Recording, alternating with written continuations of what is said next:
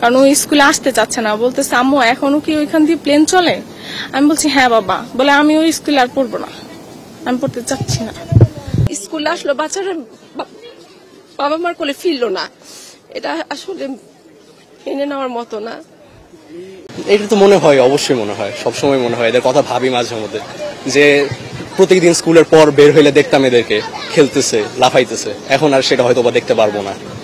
বিল্ডিংটা ভেঙে গেল, খারাপ লাগে। এই বিষয়টা যখন অ্যাকচুয়ালি হচ্ছিল তখন আমরা আমরা তখন আর কি পরীক্ষা দিচ্ছিলাম, আমাদের প্রি টেস্ট আর কি। তো মানে আমাদের জাস্ট একটা এক্সামের মাঝখানে গ্যাপের মধ্যে এরকম একটা ঘটনা আর কি ঘটে যায় আর কি। তো মানে আমরা মৃত্যু আর কি আমাদের পাশ দিয়ে মোটামুটি একটা এক্সপিরিয়েন্স করলাম যে এরকম একটা ঘটনা ঘটে যেতে পারে। এটা আসলে মানে বাস্তবে যে ঘটতেও পারে, এটা আসলে মানে ধোঁয়ার বাইরে আর কি। আজকে আমরা এসছি অ্যাকচুয়ালি, আজকে এখানে মাইলস্টোন কলেজ আজকে মিলাদের আয়োজন করছে। যারা নিহত হয়েছে যে বিমান দুর্ঘটনায়, যেই স্কুলের যে প্রাইমারি সেকশনটা, অ্যাকচুয়ালি প্রাইমারি যে সেকশনটা এখানেই বিমানটা হিট করছে, বিমানটা বিধ্বস্ত হয়েছে। প্রাইমারি সেকশনের 3, 4, 5, 6, 7, 8 এর ছাত্রছাত্রীগুলা কোমলমতি শিশু, যারা শিশু বাচ্চা ছাত্রছাত্রীরা তাদের প্রাণগুলো চলে গেছে, তারা নিহত হয়ে গেছে। তো এই শোক মেনে নেওয়ার মতো না। সারা জাতি, সারা বিশ্ব এই শোক সারা বিশ্বকে নাড়া দিয়েছে।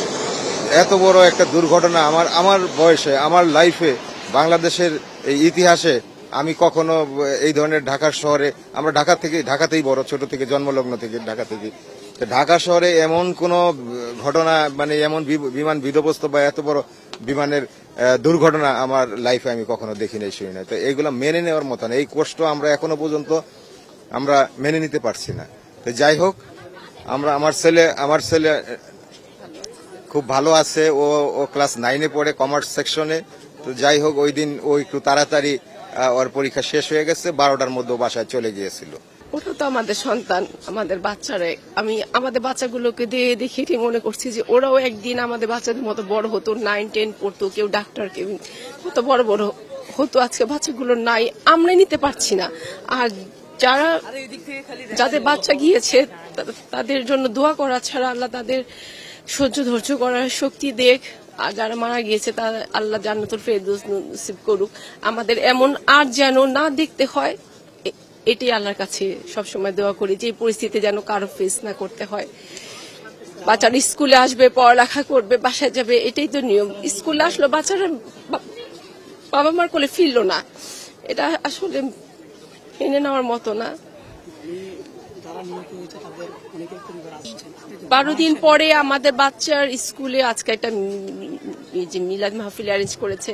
আমি অ্যাকচুয়ালি আসি না আজকে, জাস্ট এই পরিস্থিতির জন্য যে আমার বাচ্চাটা আজকে এতদিন পর স্কুলে যাবে, ওর ভিতরটা কেমন লাগবে। কারণ ওদের এদিক একটাই রুট, এদিক দিয়ে যেতে হয়, আসতে হয়। তো আমার বাচ্চাটা খুবই হয়ে গেছে, ট্রমাটাইজ ছিল। তো এটার জন্য ওকে নিয়ে আসলাম। আমি বসে থেকে আমরা আজকে বাচ্চাটাকে নিয়ে যাব। আশা করি আস্তে আস্তে তো মুভ অন করতে হবে, পড়ালেখা করতে হবে, আবার স্কুল কলেজে ফিরতে হবে। আসবে, আসে নাই,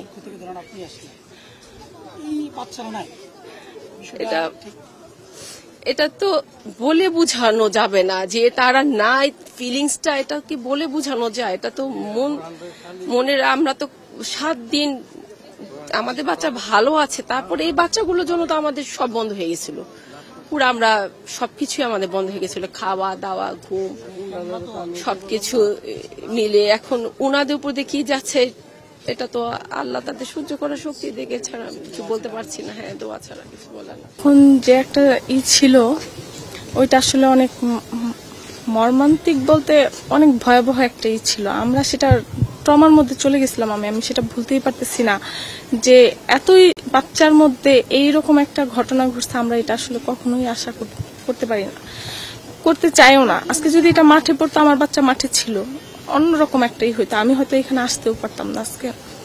সেটা এরকম প্রতিটা বাবা মায়েরই আজকে, যাদের বাচ্চাগুলো মারা গেছে বা যাদের বাচ্চা এখনো বার্ন, তাদের তো অন্যরকম একটাই।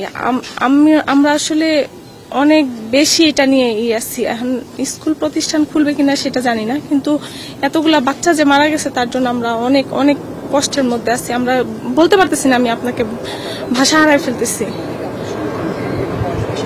না না, ও তো ক্লাস 3-তে পড়ে। হ্যাঁ হ্যাঁ, ওর ওর হ্যাঁ হ্যাঁ, ও ভয়ে আজকে স্কুলে আসতে চাইতেছে না। আমি বৃহস্পতিবার দিন ওর এখানে যে এখন যে কাউন্সিলিং হচ্ছে, কাউন্সিলিং করাই নিয়ে গেছি, কারণ ও স্কুলে আসতে চাচ্ছে না। বলতেছে আম্মু এখনো কি ওইখান দিয়ে প্লেন চলে? আমি বলছি হ্যাঁ বাবা। বলে আমি ওই স্কুলে আর পড়বো না, আমি পড়তে চাচ্ছি না।